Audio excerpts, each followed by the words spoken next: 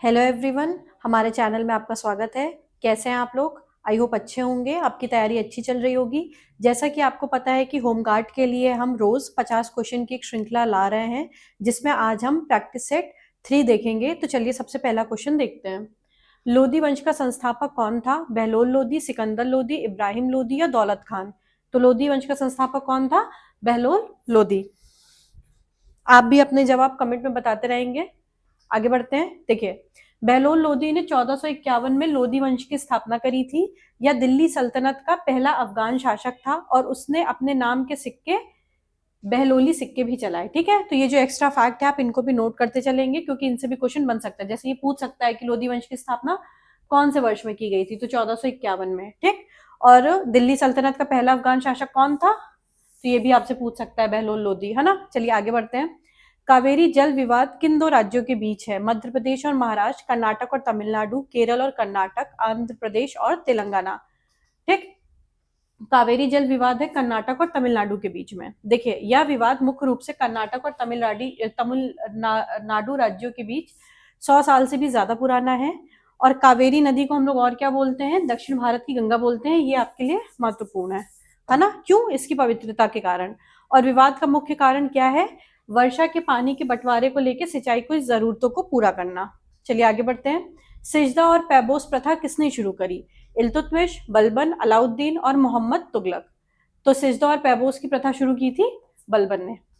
देखिए, बलबन ने दिल्ली सल्तनत में ईरानी परंपराओं जैसे कि सिजदा और पैबोस को लागू किया। सिजदा का अर्थ है सुल्तान के सामने झुकना और पैबोस का अर्थ है सुल्तान के चरणों को चूमना। यह प्रथा सुल्तान की गरिमा और शक्ति को दरबार में बढ़ाने के लिए शुरू करी गई थी, है ना। तो आप ये ध्यान रखिएगा। आगे बढ़ते हैं। विटामिन B12 में कौन सी धातु पाई जाती है? लोहा, मैग्नीशियम, कोबाल्ट या जस्ता? तो विटामिन B12 में क्या पाया जाता है? कोबाल्ट पाया जाता है। देखिए, इसका रासायनिक नाम क्या होता है B12 का? साइनो कोबालमिन, और इसमें कोबाल्ट धातु पाई जाती है। यह रक्त कोशिकाओं के निर्माण और मस्तिष्क के सुचारू रूप से कार्य करने के लिए अनिवार्य है। इसकी कमी से शरीर में घातक एनीमिया रोग हो सकता है। एनीमिया मतलब जिसमें खून की कमी हो जाती है शरीर में।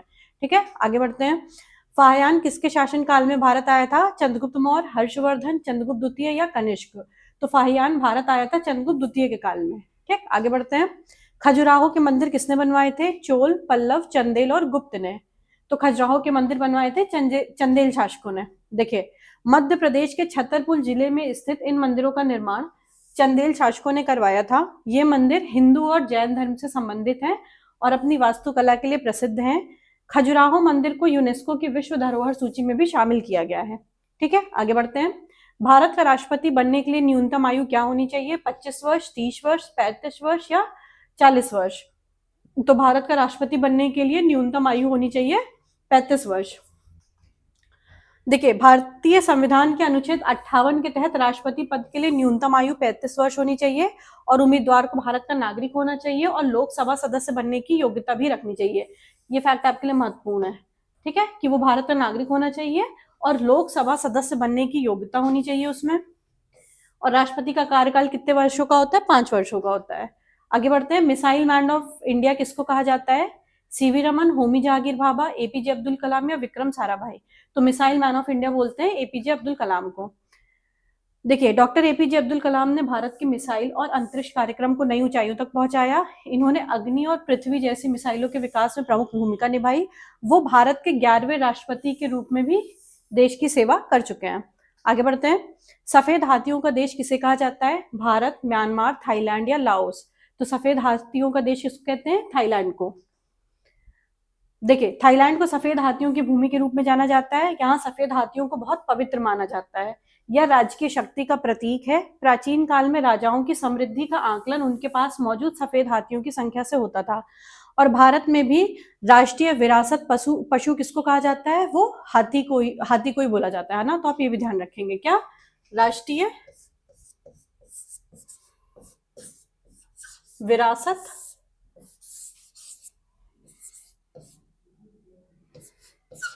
पशु किसको बोलते हैं? हाथी को, है ना। आप ये भी ध्यान रखेंगे।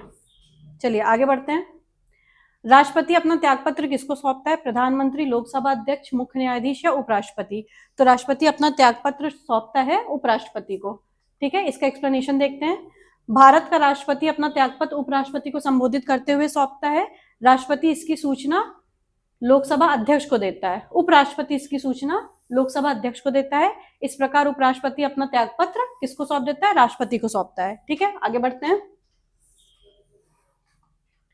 रमन प्रभाव की खोज किसने की थी? सीवी रमन, भाभा, साराभाई और जहांगीर ने। तो रमन प्रभाव की खोज करी थी सीवी रमन ने। सीवी रमन ने 28 फरवरी 1928 को रमन प्रभाव की महत्वपूर्ण खोज की थी। इस महान उपलब्धि के लिए उन्हें 1930 में भौतिकी का नोबेल पुरस्कार भी दिया गया था। ये इंपॉर्टेंट है।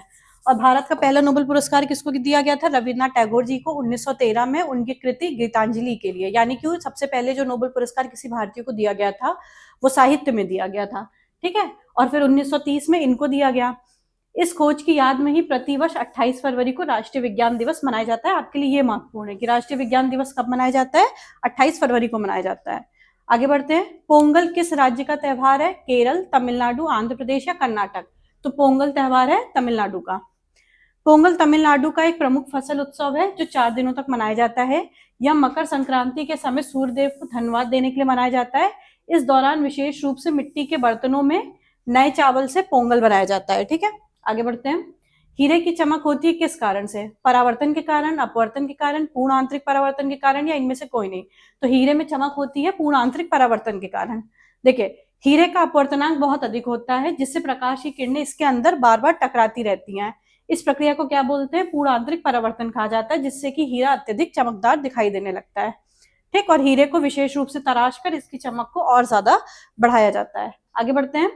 हर्यक वंश का संस्थापक कौन था? बिंबिसार, अजातशत्रु, उदयन या नागदशक? ठीक, तो हर्यक वंश का संस्थापक कौन था? बिंबिसार था। बिंबिसार ने मगध साम्राज्य की शक्ति का विस्तार करने के लिए हर्यक वंश की स्थापना करी थी। वह महात्मा बुद्ध के समकालीन और उनके संरक्षक थे। उसने अपनी राजधानी किसको बनाया? राजगीर को बनाया। ठीक है, आगे बढ़ते हैं। सिंधु घाटी सभ्यता का विशाल स्नानागार कहाँ पाया गया था? हड़प्पा, लोथल, मोहनजोदड़ो या चनहुदरो? तो सिंधु घाटी सभ्यता का विशाल स्नानागार पाया गया था मोहनजोदड़ो में। आगे बढ़ते हैं। देखिए, मोहनजोदड़ो में खुदाई के दौरान एक विशाल आयताकार जलाशय मिला जिसको क्या बोलते हैं? विशाल स्नानागार। और मोहनजोदड़ो की यही प्रमुख विशेषता है ना, ये ध्यान रखेंगे। यह सिंधु सभ्यता की सबसे महत्वपूर्ण सार्वजनिक इमारत मानी जाती है। विद्वानों का मानना है कि इसका उपयोग विशेष आर्थिक अनुष्ठान और पवित्र स्नान के लिए भी किया जाता था। आगे बढ़ते हैं। सिरके में कौन सा अम्ल पाया जाता है? Citric acid, lactic acid, acetic acid या टार्टरिक एसिड? तो विनेगर में मिलता है एसिटिक एसिड। देखिए, सिरके में मुख्य रूप से लगभग 4 से 8% तक की एसिटिक एसिड पाया जाता है। इसका रासायनिक सूत्र क्या होता है? CH3COOH। ठीक, और इसका प्रयोग खाद्य संरक्षण और स्वाद बढ़ाने के लिए बड़े पैमाने पर किया जाता है। आप ये भी याद करेंगे, यूज भी आप इसका याद रखेंगे। आगे बढ़ते हैं। नीति आयोग का गठन कब हुआ था? नीति आयोग का गठन 2014, 2015, 2016, 2017। तो नीति आयोग का गठन हुआ था 2015 में। देखिए, और इसका फुल फॉर्म क्या है नीति का? NITI। क्या होगा इसका? National institution for transforming India. इसका गठन हुआ था 1 जनवरी 2015 को। इसने स्थान किसका लिया था? इसने योजना आयोग का स्थान लिया था। ठीक है, और ये सहकारी संघवाद के सिद्धांत पर भारत सरकार के थिंक टैंक के रूप में काम करता है। इसमें ये पॉइंट आपके लिए महत्वपूर्ण है कि किस सिद्धांत पे काम करता है? सहकारी संघवाद, कोऑपरेटिव फेडरलिज्म के सिद्धांत पे काम करता है।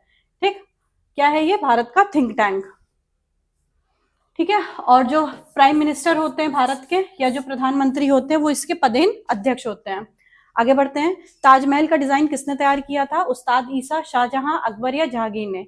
तो ताजमहल का डिजाइन किसने किया था? उस्ताद ईसा। ठीक, ताजमहल कहाँ है? आगरा में है।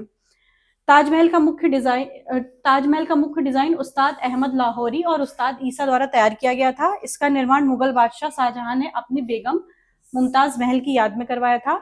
ये सफेद संगमरमर से बनी एक उत्कृष्ट वास्तुकला है जो कहाँ पे स्थित है? आगरा में स्थित है ना। आप के लिए महत्वपूर्ण पॉइंट ये है कि इसका मुख्य डिजाइन उस्ताद अहमद लाहौरी और उस्ताद ईसा द्वारा तैयार किया गया था। ठीक, आगे के क्वेश्चन पढ़िए और कमेंट में अपने जवाब दीजिए।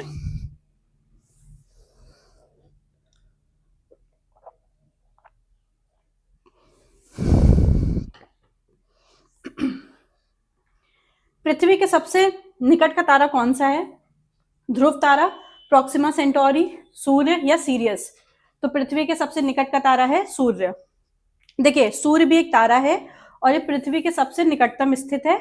सूर्य के बाद पृथ्वी का सबसे निकटतम तारा कौन सा है? Proxima Centauri. ठीक, सूर्य से प्रकाश को पृथ्वी तक पहुंचने में लगभग कितना समय लगता है? 8 मिनट 20 सेकंड। आपके लिए ये महत्वपूर्ण है, ये डायरेक्ट ऐसे क्वेश्चन भी पूछा गया है कि सूर्य का प्रकाश पृथ्वी तक पहुंचने में कितना समय लगता है? 8 मिनट 20 सेकंड। आप ये ध्यान रखेंगे, 8 मिनट 20 सेकंड। ठीक, आगे बढ़ते हैं। लोकसभा में अधिकतम सदस्यों की संख्या क्या हो सकती है? 545, 550, 552 या 560? तो लोकसभा में अधिकतम संख्या हो सकती है 552। देखिए संविधान के अनुसार लोकसभा में अधिकतम सदस्य संख्या 552 निर्धारित की गई है, जिसमें 530 सदस्य राज्य के और 20 सदस्य केंद्र शासित प्रदेश से चुने जाते हैं। और वर्तमान में लोकसभा चुनाव जो होते हैं वो 543 सीटों पे आयोजित किए जाते हैं। ठीक, ये इंपॉर्टेंट है आपके लिए, ध्यान रखिएगा। आगे बढ़ते हैं। भारत का प्रधानमंत्री बनने की न्यूनतम आयु क्या होती है? 21 वर्ष, 25 वर्ष, 30 वर्ष या 35 वर्ष? तो भारत का प्रधानमंत्री बनने की न्यूनतम आयु होती है 25 वर्ष। प्रधानमंत्री बनने के लिए व्यक्ति को लोकसभा या राज्यसभा का सदस्य होना चाहिए। यदि व्यक्ति लोकसभा का सदस्य है तो न्यूनतम आयु 25 वर्ष होनी चाहिए, और राज्यसभा का सदस्य होने की स्थिति में न्यूनतम आयु कितनी होनी चाहिए? 30 वर्ष। ठीक है, आगे बढ़ते हैं। भारत का मैनचेस्टर किसको कहा जाता है? मुंबई, कानपुर, अहमदाबाद या कोयम्बटूर? तो भारत का मैनचेस्टर बोलते हैं अहमदाबाद को। गुजरात के अहमदाबाद शहर को इसकी विशाल सूती वस्त्र मिलों के कारण क्या बोला जाता है? भारत का मैनचेस्टर। और कानपुर को उत्तर भारत का मैनचेस्टर कहा जाता है ना, ये कंफ्यूज मत होइएगा। भारत का किसको बोला जाता है? अहमदाबाद को। और उत्तर भारत का मैनचेस्टर किसको बोलते हैं? कानपुर को। और दक्षिण भारत का मैनचेस्टर किसको बोलते हैं? कोयम्बटूर को। तो ये तीनों फैक्ट याद रखिएगा। भारत का बोला जाता है अहमदाबाद को, उत्तर भारत का बोला जाता है कानपुर को, और दक्षिण भारत का मैनचेस्टर बोला जाता है कोयम्बटूर को। ठीक, और यहाँ वस्त्र उद्योग का विकास साबरमती नदी की उपलब्धता और अनुकूल जलवायु के कारण हुआ है। ये बात कर रहा है यहाँ की, अहमदाबाद शहर की। ठीक है, आगे बढ़ते हैं। उत्तर प्रदेश का राजकीय पशु क्या है? बाघ, हाथी, बारहसिंघा या गाय? तो उत्तर प्रदेश का राजकीय पशु है बारहसिंघा। देखिए बारहसिंघा उत्तर प्रदेश का राजकीय पशु है। इसको और क्या कहते हैं? Swamp dear. और सारस क्रेन जो होती है वो उत्तर प्रदेश का राजकीय पक्षी है। और अशोक का जो वृक्ष है वो राजकीय वृक्ष है। और पलाश क्या है? राजकीय पुष्प है। ये एक्स्ट्रा फैक्ट भी आप नोट कर लीजिए, ये भी इंपॉर्टेंट है। ठीक, राजकीय पशु क्या है? बारहसिंघा। राजकीय पक्षी क्या है? सारस क्रेन। राजकीय वृक्ष क्या है? अशोक। और राजकीय पुष्प क्या है? पलाश। आगे बढ़ते हैं। सत्यार्थ प्रकाश की रचना किसने की थी? विवेकानंद, दयानंद सरस्वती, रामकृष्ण परमहंस या एनी बेसेंट? तो सत्यार्थ प्रकाश की रचना की थी दयानंद सरस्वती ने। देखिए स्वामी दयानंद सरस्वती ने 1874 में हिंदी भाषा में सत्यार्थ प्रकाश की रचना की थी। उन्होंने वेदों की ओर लौट चलो का नारा दिया और आर्य समाज की स्थापना की। ये पॉइंट आपके लिए महत्वपूर्ण है। ये डायरेक्ट आपसे ऐसे पूछ लेता है कि वेदों की ओर लौट चलो ये नारा किसने दिया था, है ना? तो दयानंद सरस्वती ने दिया था, आप ये याद रखेंगे। और आर्य समाज की स्थापना किसने करी थी? दयानंद सरस्वती ने।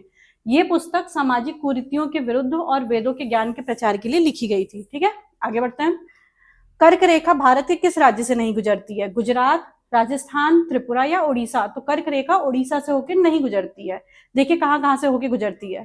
कर्क रेखा भारत के कुल 8 राज्यों से होकर गुजरती है। किससे?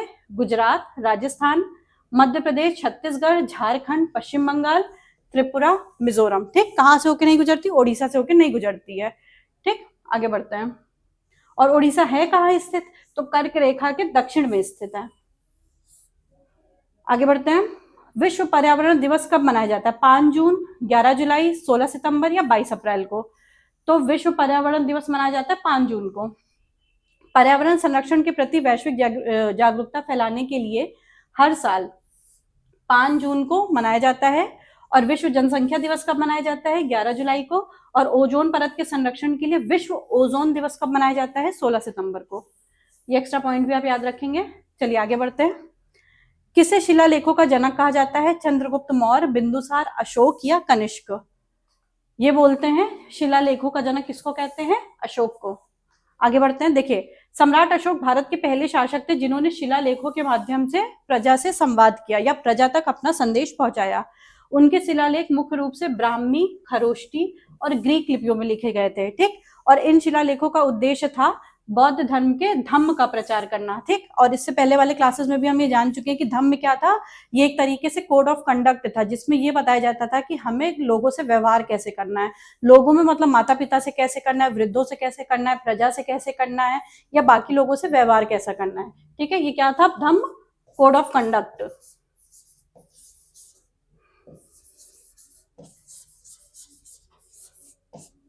ये आप ध्यान रखेंगे। आगे बढ़ते हैं। विद्युत बल्ब का फिलामेंट किस धातु का बना होता है, तांबा, लोहा, नाइक्रोम या टंगस्टन। तो विद्युत बल्ब का फिलामेंट बना होता है टंगस्टन का, ठीक। क्यों टंगस्टन से बनाते हैं, क्योंकि इसका जो गलनांक होता है, मेल्टिंग पॉइंट होता है, ये बहुत ज्यादा होता है, जिससे कि ये उच्च ताप पर भी नहीं पिघलता है। और विद्युत बल्ब के अंदर कौन सी निष्क्रिय गैसें भरी जाती हैं, ताकि फिलामेंट ऑक्सीकृत ना हो, है ना, और इसका समय बढ़ जाए। हीटर के तार बनाने में किसका प्रयोग होता है, नाइक्रोम धातु का प्रयोग होता है। तो आप ये याद रखेंगे कि बल्ब बनाने में क्या, कि जो बल्ब का फिलामेंट होता है वो किसका बना होता है, टंगस्टन का, और हीटर के जो तार होते हैं वो किस धातु के बने होते हैं, नाइक्रोम धातु के बने होते हैं, ठीक। आगे बढ़ते हैं। कांडला बंदरगाह का नया नाम क्या है, जवाहरलाल नेहरू बंदरगाह, दीनदयाल बंदरगाह, कामराजर बंदरगाह या कोलकाता बंदरगाह। तो कांडला बंदरगाह का नया नाम है दीनदयाल बंदरगाह। गुजरात के कच्छ जिले में स्थित कांडला बंदरगाह का नाम बदलकर दीनदयाल बंदरगाह कर दिया गया। ये भारत का एक प्रमुख कैसा बंदरगाह है, ये ज्वारीय बंदरगाह है, आप ये ध्यान रखेंगे। ये भारत का एक ज्वारीय बंदरगाह है जो पश्चिमी तट पर स्थित है, या उत्तर भारत की जरूरतों को पूरा करने वाला एक प्रमुख आयात निर्यात केंद्र है। आगे बढ़ते हैं। संविधान सभा की पहली बैठक कब हुई थी, 9 दिसंबर 1946, 11 दिसंबर 1946, 13 दिसंबर 1946 या 15 अगस्त 1947।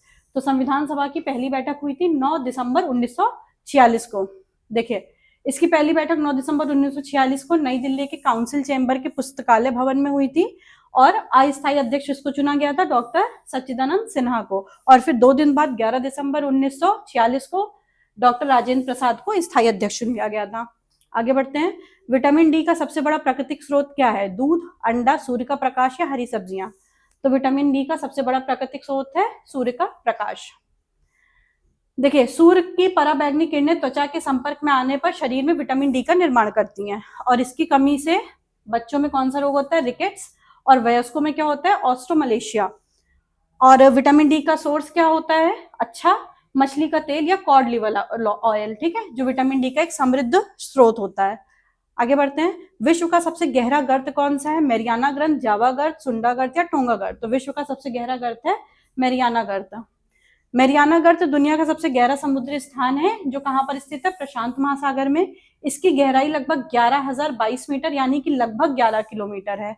इसका सबसे गहरा बिंदु कौन सा है, चैलेंजर डीप। ये आप याद रखेंगे, इसका सबसे गहरा बिंदु क्या है, चैलेंजर डीप। आगे बढ़ते हैं। प्रथम भारतीय जिन्हें अर्थशास्त्र का नोबेल मिला वो कौन थे, सीवी रमन, अमर्त्य सेन, अभिजीत बैनर्जी या मनमोहन सिंह। तो प्रथम भारतीय जिन्हें अर्थशास्त्र का नोबेल मिला वो थे अमर्त्य सेन। देखिए, अमर्त्य सेन को 1998 में कल्याणकारी अर्थशास्त्र यानी कि वेलफेयर इकोनॉमिक्स में उनके योगदान के लिए नोबेल पुरस्कार दिया गया था। वे अर्थशास्त्र में नोबेल पाने वाले पहले भारतीय और एशियाई व्यक्ति थे।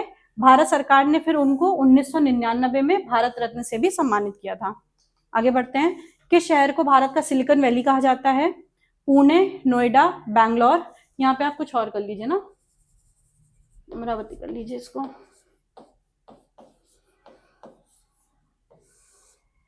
किस शहर को भारत का सिलिकॉन वैली कहा जाता है, इसका उत्तर होगा बेंगलुरु। बेंगलुरु को भारत के सूचना प्रौद्योगिकी यानी कि इंफॉर्मेशन टेक्नोलॉजी हब के रूप में जाना जाता है, इसलिए इसको क्या बोलते हैं, सिलिकॉन वैली बोलते हैं।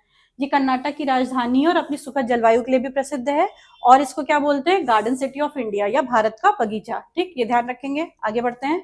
यूपी का कौन सा जिला पीतल नगरी कहलाता है, अलीगढ़, फिरोजाबाद, मुरादाबाद या मिर्जापुर। तो यूपी का मुरादाबाद पीतल नगरी कहलाता है। मुरादाबाद अपने पीतल के उत्कृष्ट हस्तशिल्प और बर्तनों के लिए विश्व विख्यात है। अलीगढ़ किस लिए फेमस है, अलीगढ़ तालों के निर्माण के लिए प्रसिद्ध है। फिरोजाबाद कांच की नगरी है, चूड़ियों का शहर कहलाता है, क्योंकि ये कांच के काम के लिए प्रसिद्ध है। काली मिट्टी किसकी खेती के लिए सबसे उत्तम है, गेहूं, चावल, कपास या चाय। तो काली मिट्टी सबसे उत्तम है कपास की खेती के लिए। काली मिट्टी में जल धारण करने की क्षमता अधिक होती है, जो कपास की खेती के लिए बहुत लाभदायक है। इसको और क्या कहते हैं, इसको रेगुर मिट्टी, काली कपास मिट्टी के नाम से भी जाना जाता है। और ये मुख्य रूप से कहाँ कहाँ पाई जाती है, महाराष्ट्र, गुजरात और मध्य प्रदेश के क्षेत्रों में मिलती है, ठीक है। आगे बढ़ते हैं। राष्ट्रीय विज्ञान दिवस कब मनाया जाता है? 28 फरवरी, 12 जनवरी, 15 अगस्त या 2 अक्टूबर को। तो राष्ट्रीय विज्ञान दिवस मनाया जाता है 28 फरवरी को। यह दिवस सीवी रमन द्वारा रमन प्रभाव की खोज की याद में हर साल मनाया जाता है। और 12 जनवरी को क्या मनाते हैं? 12 जनवरी को क्योंकि स्वामी विवेकानंद जी की जयंती होती है, तो इस अवसर पर मनाते हैं राष्ट्रीय युवा दिवस। और विज्ञान के प्रति लोगों में रुचि लाने के लिए देश भर में विभिन्न कार्यक्रम आयोजित किए जाते हैं। अच्छा, मतलब विज्ञान दिवस वाले दिन, राष्ट्रीय विज्ञान दिवस 28 कब मनाते हैं हम लोग? 28 फरवरी को। इस दिन लोगों में विज्ञान के प्रति रुचि जगाने के लिए विभिन्न कार्यक्रम आयोजित करे जाते हैं। आगे बढ़ते हैं। भारत में पहली पंचवर्षीय योजना कब शुरू हुई थी? 1947, 1950, 1951 या 1956? तो पहली पंचवर्षीय योजना शुरू की गई थी 1951 में, ठीक है। और कब तक चली थी? 1956 तक चली थी, ठीक है। ये कौन से मॉडल पे आधारित थी? हेरोल्ड डोमर मॉडल पे। और प्रथम योजना का मुख्य उद्देश्य था कृषि क्षेत्र का विकास करना और खाद्यान्न संकट को दूर करना।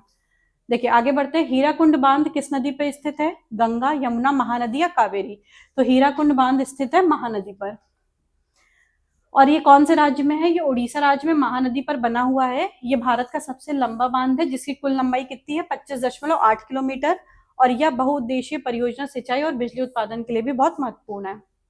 जैन धर्म के प्रथम तीर्थंकर कौन थे? ऋषभदेव, पार्श्वनाथ, महावीर या नेमिनाथ? जैन धर्म के प्रथम तीर्थंकर कौन थे? ऋषभदेव। देखिए ऋषभदेव जैन धर्म के संस्थापक और पहले तीर्थंकर माने जाते हैं। इन्हें आदिनाथ भी कहा जाता है। और पार्श्वनाथ जैन धर्म के 23वें तीर्थंकर थे। और महावीर जैन, जो भगवान महावीर थे, ये जैन धर्म के 24वें और अंतिम तीर्थंकर थे, ठीक है। तो आप ये भी याद रखिएगा। पहले कौन थे? ऋषभदेव, ठीक है। इनको क्या बोला जाता था? आदिनाथ भी बोला जाता था। 23वें कौन थे? पार्श्वनाथ। और 24वें या अंतिम कौन थे? भगवान महावीर। आगे बढ़ते हैं। विद्युत धारा की इकाई क्या है? वोल्ट, एम्पियर, ओम या वॉट? विद्युत धारा की इकाई होती है एम्पियर। विद्युत धारा को मापने की इकाई क्या होती है? एम्पियर। ये रेजिस्टेंस को मापने का, यानी कि विद्युत प्रतिरोध को मापने के लिए ओम इकाई का प्रयोग किया जाता है। और पोटेंशियल डिफरेंस वोल्ट विभवांतर की ये इकाई है। और वॉट शक्ति की इकाई है, ठीक। वोल्ट किसकी इकाई है? वोल्ट विभवांतर की इकाई है। और वॉट किसकी है? शक्ति की इकाई है। वित्त आयोग का कार्यकाल कितना होता है? 3 वर्ष, 4 वर्ष, 5 वर्ष या 6 वर्ष? तो वित्त आयोग का कार्यकाल कितना होता है? 5 वर्ष का। वित्त आयोग का जो जिक्र है वो कौन से अनुच्छेद में है? संविधान के आर्टिकल 280, ठीक। ये देखिए भारतीय संविधान के अनुच्छेद 280 के तहत राष्ट्रपति हर 5 साल में वित्त आयोग का गठन करते हैं। वित्त आयोग का मुख्य कार्य केंद्र और राज्यों के बीच राजस्व के बंटवारे की सिफारिश करना है। इसमें 1 अध्यक्ष और 4 अन्य सदस्य होते हैं। आगे बढ़ते हैं। कमेंट में आप बताइए कि वर्तमान में इसके अध्यक्ष कौन है वित्त आयोग के? भारत में सबसे अधिक चाय उत्पादक राज्य कौन सा है? केरल, पश्चिम बंगाल, असम या सिक्किम?